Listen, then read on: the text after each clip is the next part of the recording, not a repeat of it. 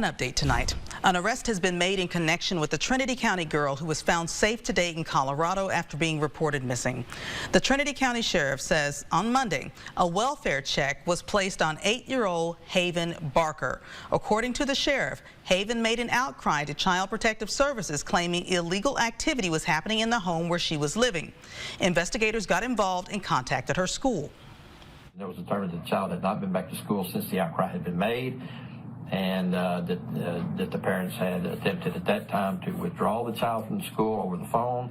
The parents were told that you cannot withdraw the child over the phone, you have to come in and do it, which they declined to do.